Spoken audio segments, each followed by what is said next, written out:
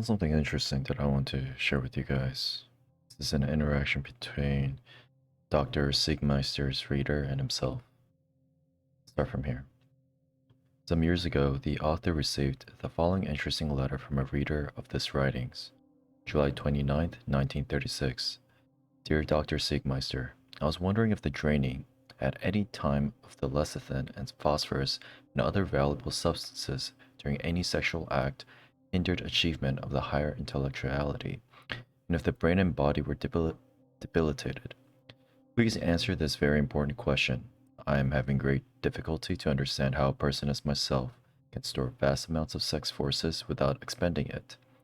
To make a long story short, I do not understand the very function of the sexual apparatus. Please send me any literature that you have on hand concerning this matter, and I will greatly appreciate it. Also refer me to some excellent books which will cover this subject in full, I beg of you.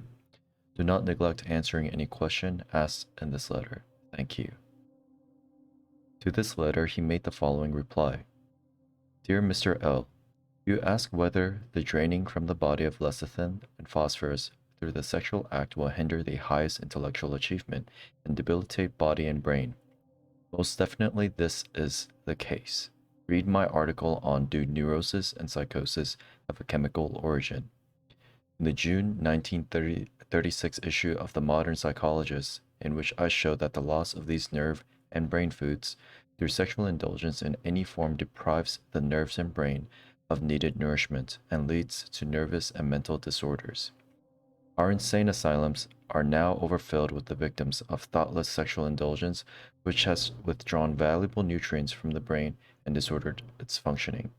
These pitiful individuals, when in possession of their normal brain structure, never realize that with each discharge of seminal fluid, they are pouring forth the very substance of their nerves and brain, until a time is reached when their brain is so sapped of lecithin that it ceases to function. Measurements have shown an actual decrease in the lecithin content of the brains of the insane. This was due to previous sex indulgence, as a result of which the sex glands took up the blood's lecithin to replace expended fluids. The greatest intellectual geniuses in both ancient and modern times led continent lives, and there is yet to be recorded one individual who freely expended seminal fluid who ever amounted to anything. In most cases, individuals who have achieved have been forced by necessity to abstain from sexual indulgence, as Cervantes, who wrote Don Quixote while in prison, or Dante, who wrote his Divine Comedy while in exile. Milton wrote Paradise Lost when blind and when he did not indulge in sex. Sir Isaac Newton, active in intellect until the age of 80, led a continent life from birth, and so did Leonardo da Vinci and Michelangelo, both of whom retained their creative genius until an advanced age. You also ask how a person like yourself could store vast amounts of sex force without expending it. To do so is easily accomplished if you try the right methods. In my booklet, Diet and Sex, I show how it is possible through a low-protein vegetarian diet to control these sexual impulses, and how debilitating nocturnal emissions may be made to cease forever, since involuntary sexual losses are as debilitating as voluntary ones, for the same lecithin and cholesterol are lost. The morning after a nocturnal emission, you will notice that the nerves are weakened, and the body cannot stand the cold as well. You say I do not understand the very function of the sexual apparatus. It has two functions: internal secretion, which is primary, and reproduction, which is secondary. Any other use of these endocrine organs is a perversion which will reap its penalty in the form of nervous disorder and premature old age and death. You ask me for good literature on the sex question. Permit me to introduce to you some of the most daring and original writers in this field. Melville Keith, M.D. The following is quoted from his work, The Marriage Law. We tell you that at every emission of semen you are losing the food and the best portion of the blood corpuscles, inasmuch as every particle of semen which is ejected will be replaced by more taken from the blood.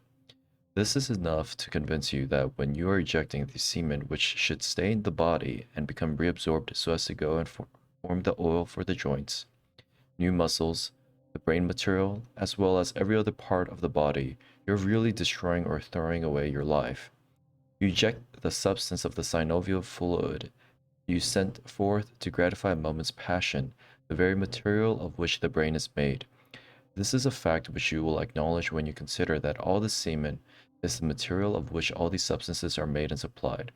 And when the semen is ejected, you have selected the best part of the body to go out and become to you a useless inert mass, which can never be restored to you under any circumstances. It is lost and gone. Then the semen being out of the body, the sexual penalty comes apace. The penalty for this loss of semen is so far-reaching and so concealed from the body of people of the present day that we do not know the exact spot to look for it.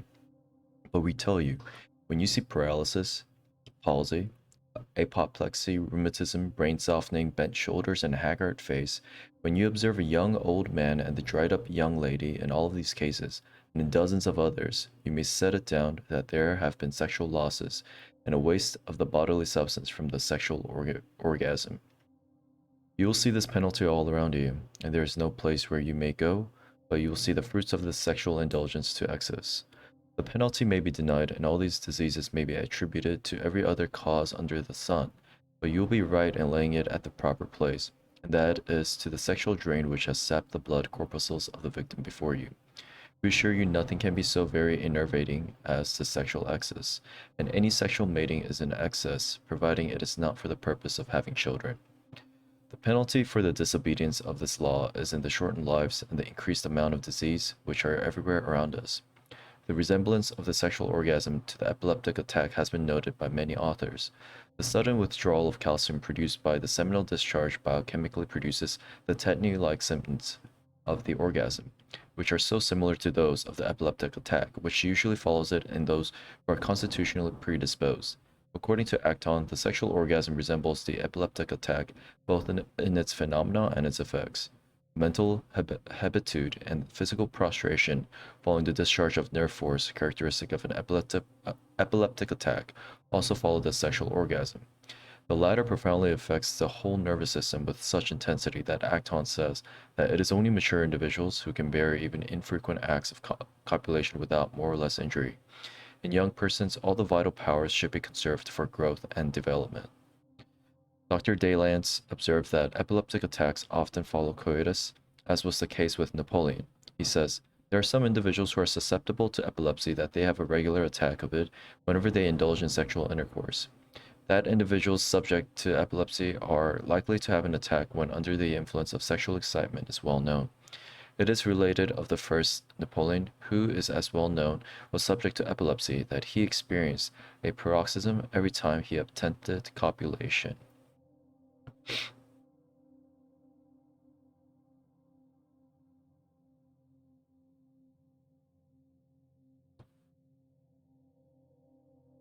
This is incredible.